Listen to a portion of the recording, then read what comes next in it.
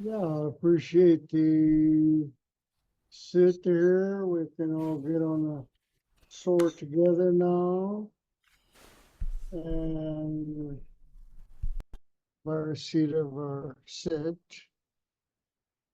And I'm calling from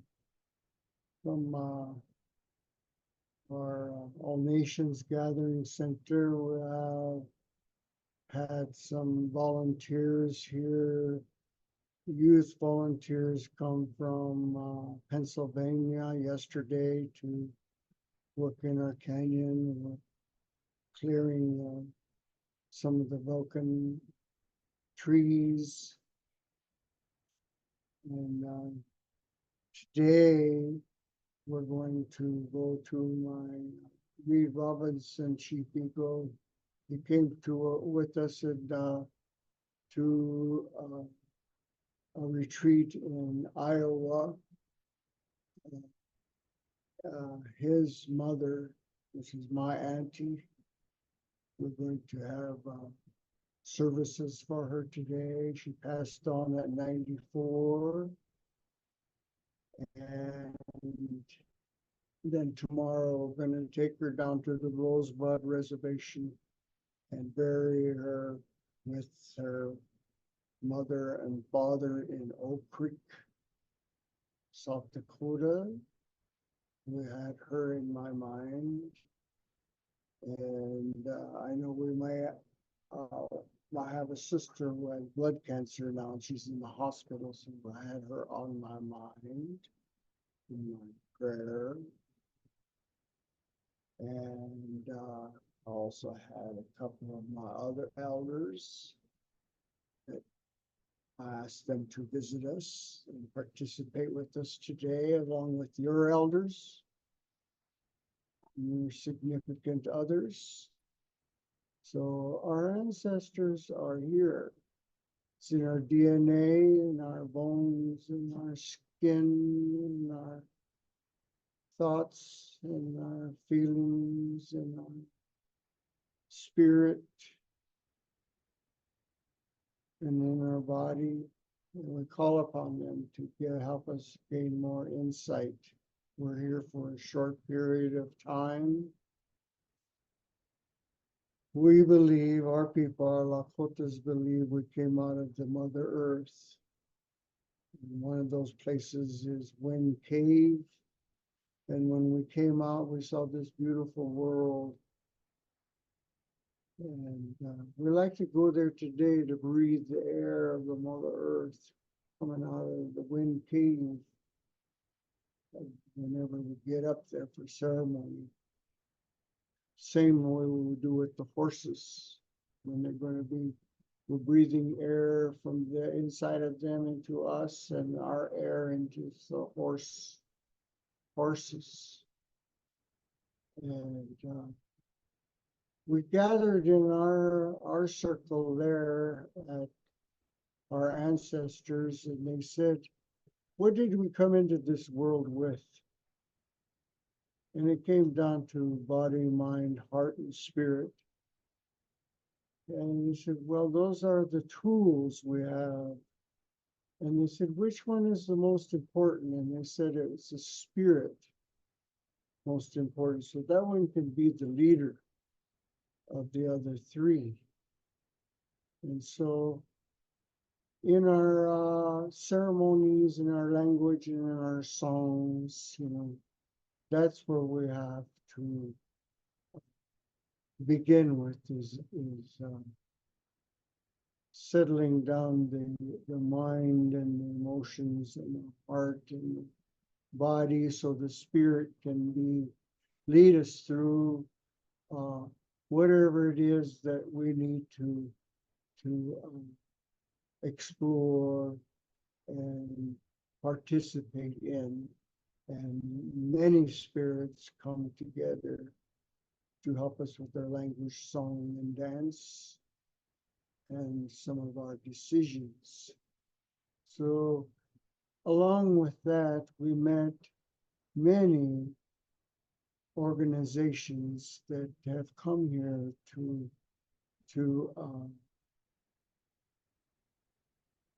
to participate. And a lot of those organizations and institutions did not know how to associate with the deeper parts of ourself as a Lakota people. And they wanted to make us something that we're not. And that has been very difficult over the years. They had ulterior motives to make change. But what we noticed was is we have a couple of organizations I have to mention is the Mankind Project. When we were invited to participate with them as well as you, the two organizations. The first organization that came here, we noticed that they didn't want to make us something that we're not. They wanted to support who we are. And that has been very good. Over the years, we have made an alliance, a Tatanka alliance with them. A buffalo appeared at one of our gatherings and took over the weekend, that buffalo spirit. And we processed that buffalo in a traditional manner and formed this alliance with Mankind Project. And that hasn't been done for, far as I know, they were the first in over 150 years. And we still have that going on. Then we found out through some representatives of the Mankind Project that we could be invited to participate in the Hollow Dome Zen retreat. And we began that 8 years ago, and we've been forming an alliance there. There too was not an institution that wanted to make us something that we're not, that had not want to, it was not a religious organization. And they too were sharing skills of people coming together, specifically coming from the Indian and Japanese traditions, Chinese traditions of those people who have thousands of years of experience as people working with one another. And they too believed in the spirit as well. So the Mankind Project brought some skills to us. A lot of it was emotional skills. My elders here really appreciated some of the emotional skill sets that were brought here by the Mankind Project. My recent passing of my wife's father, who shared our culture with the Mankind Project. We would have ceremonies here. Really appreciated how we could talk to our relatives through the Mankind Project, and how we could have ceremony and call upon those spirits to help us and to have clearings. And it's the same way with learning about the koans too. With you, we could learn about ourselves and discover some answers and some insights and some solutions into the challenges we face through our gatherings. So we have some gatherings here. We have a sitting like a stone gathering, and I brought one here, a new one here. I've been admiring this stone. We went on the crazy horse ride last week with my children and grandchildren. And this is a grandfather rock who this elder woman had down there in Crawford, Nebraska, Fort Robinson, where Crazy Horse was assassinated. We have that ride to come up to Pine Ridge this year we had like, I think they said 220 riders that went a 4-day ride in honor of Crazy Horse. And you know Crazy Horse, he's the one that they're building the biggest monument in the world in the Black Hills of Crazy Horse. And we have a university started up there now. But this is Grandfather Rock. She gifted this. I'd been admiring it for years, and then her husband passed away recently, and then she gifted it to me. I didn't know he passed away, but here he is. He's going to be part of our gathering, and he's going to teach us how to sit like the stone, which the stone oyate, the stone people are the oldest entities in the universe, older than all the others.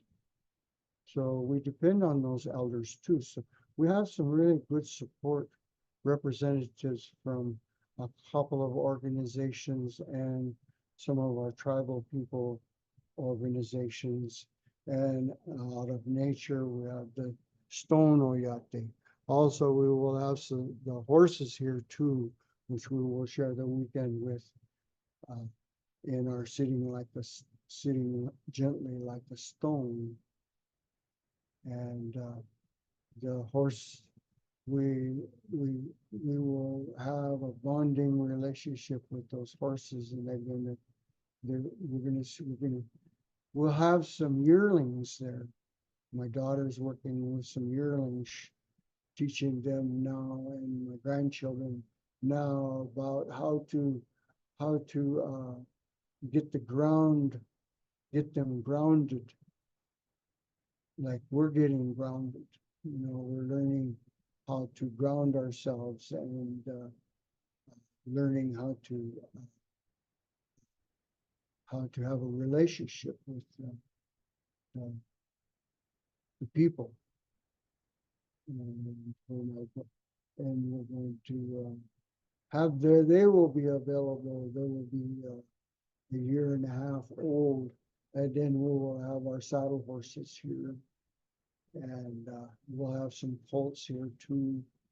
So we will have a relationship with the horses. So our trails are opening up, and we just built a roundhouse down below where we'll have our sangha, and the weather permitting, and also up here at the main lodge where we could sit there too in case there's stormy weather. We just built that. We started it on December 25th. That's when we rode into Wounded Knee from Sitting Bull's band were invited to Wounded Knee. That was during a difficult time. And we had our men, women, and children were exterminated. I think around 300 were exterminated, and there by the cavalry. And we have a ride for them. We come from the Standing Rock Reservation in the Sitting Bull Camp near Wakpala, South Dakota, and we make that it's almost 2 weeks we make that ride down here. But on December 25th, when we landed down here in Wounded Knee, we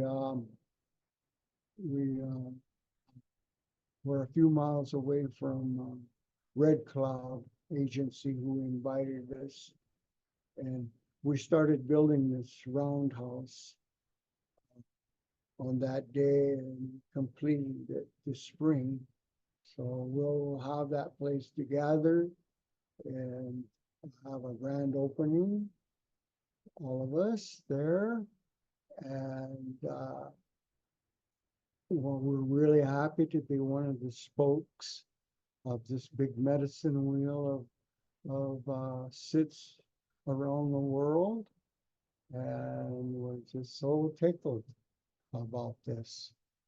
And the first, I got to let you know that since this isn't a religion, well, my grandfather really loved this because he says, I'm a common ordinary man, and they treat me like a common ordinary man. and not try to change us. They have respect. So he really loved this, and we have a memorial house cabin about halfway up the hill for a couple of our matriarch and our my wife's father up there too. And we're building those trails so we can have our walks as well down there. And we cleared about a half-mile down below. And also you could go up on the hills where the grandfathers are, the land of the grandfathers. And those are other stones up on it looks like the Black Hills here. And but I wanted to let you know that all my life I kind of was a squirmer. And when I went to sit with those at Sangha down in Colorado, I just couldn't sit still. And I guess a lot of us have that problem. I can't sit still. Today we teach the children how to sit still, and they love it. I wish we're going to make that possible for our children to sit still and love it. Not in a negative way, but in a positive way. Sit still and not think. Turn every station off. Turn every story, every problem off.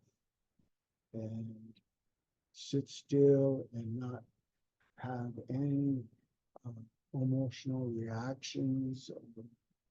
You turn those off, sit still and turn those off, and then sit still and turn our bodies off and not move our bodies either, and keep our eyes focused on the altar. And we can transform ourselves to where our spirit's going to take over and be the leader.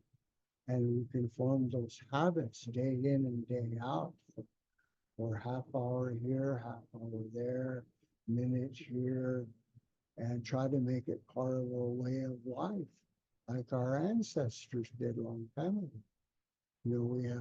I believe that we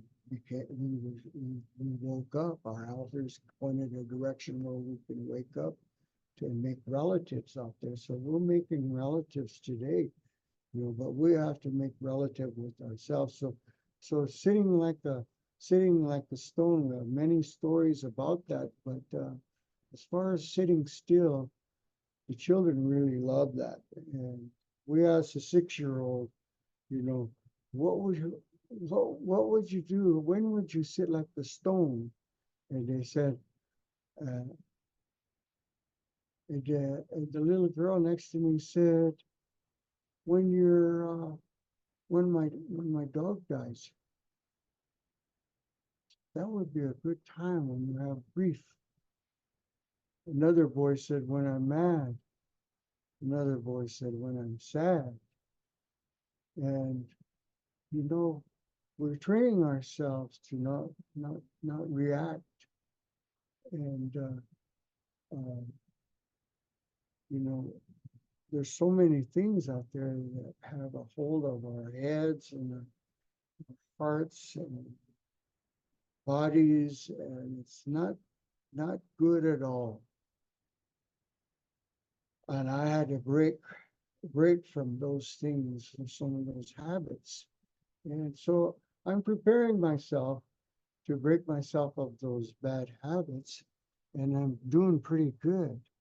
And I share with people around here how I'm breaking my old habits. You could call that maybe those genocidal habits, the hate, getting rid of that poison, the hate, that violence, and know how to put it where it belongs and deal with it. Let the spirit deal with it.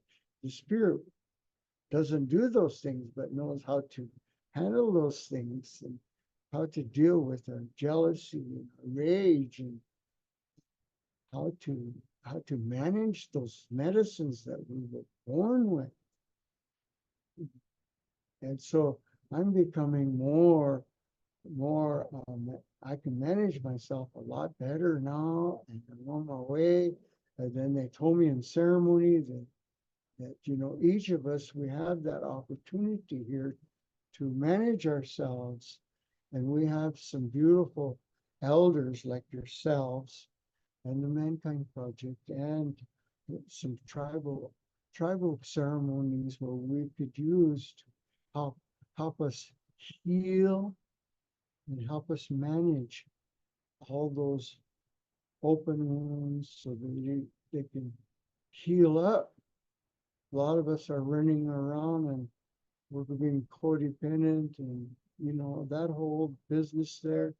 It's so terrible about how we have alcohol and drugs, how we hurt each other, hurt ourselves.